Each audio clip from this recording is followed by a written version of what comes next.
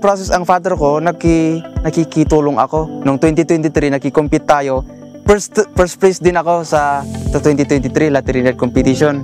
Tapos 2024 sinabak natin ulit ng first place ulit, pero nung pinunta natin sa PCQC din, hindi tayo nakapasok. So ngayon binuhos natin ang kaya natin hanggang ngayon, ito yung result.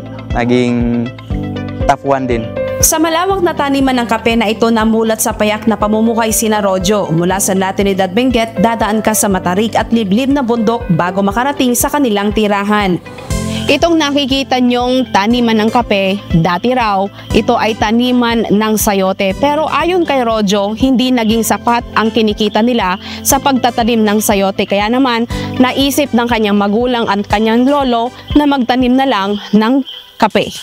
Bata pa lang raw, pangarap na ni Rojo na maging abogado upang may paglaban niya ang mga lupain ng kanyang mga kaanak mula sa pangangkam ng iba. Pero nung nanalo siya sa mga kompetisyon sa munisipyo, tuwing may coffee competition, nabago ng kanyang pananaw sa buhay. Ang kanyang dedikasyon at sipag sa pagtatanim ng kape ay nagbunga kung saan nakuha niya ang unang pwesto sa Philippine Coffee Quality Competition. Ang kanyang mga kape ay hindi lamang masarap, kundi pati na rin may natatanging lasa na hinangaan ng mga international na hurado. Ang kanyang winning produce ay na-auction sa pinakamataas na bidder sa halagang 9,900 per kilo o higit 1.1 million pesos para sa 117 na kilograms. Overwhelmed po kasi ito mapapalitan, makapag-upgrade na ako ng processing, ganun.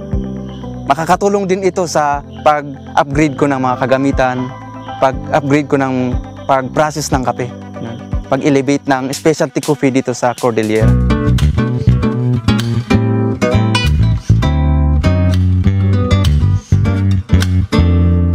Nangangarap din si Rojo na gawing isang lugar ang kanyang sakahan kung saan ang ibang mga kabataan ay makakapag-aral din. Para sa kanyang tagumpay ay nangangahulugan ng pagtulong sa iba at pag-angat ng kanilang pamumuhay. Kung ayaw nilang maniwala, ako na ang nagsasabi na mayroong pera sa farming, lalo na pag ang gawain mo talagang may pagmamahal. Kung iniibig mo ang trabaho mo, sigurado yung gawa mo din is may pag-ibig din. Sinabi ko lang sa mga apo ko at saka mga pamangkin, tingnan naman natin yung kape natin. Hindi na bibili ng mataas na price, kaya pag ma-upgrade pa yan, siguro di na tayo ang pupunta sa market ang punta sa atin. Masaya po ma'am kasi yan talaga ang goal namin na sana makatap kami sa ganun PCQC kasi at magtinda kami ng kape, may namin sa market atok kape ba yan, ganun, o kaya sa Gada Coffee, ganun. Kaya parang napuwersa kami na di try natin kung baka makahanap tayo ng katulad ng mga kape nila doon. Sa ngayon may mga turista na mismong dumarayo sa taniman ng kape kina Rojo upang matikman ang pang world class na kape na kanilang pinoproseso. Parang may prutas nga, parang may hint ng lychee. Tapos after na nalundok mo na siya, may naiwan siyang taste sa dila na ibang prutas pa.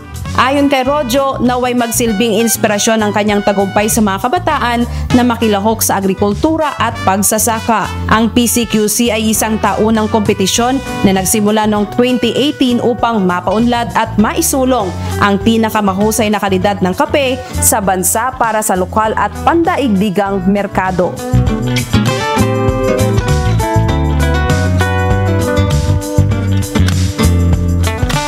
Grace Doctolero, UNTV News and Rescue. Diyos ang aming sandigan, serbisyo publiko ang aming pinakahalagahan.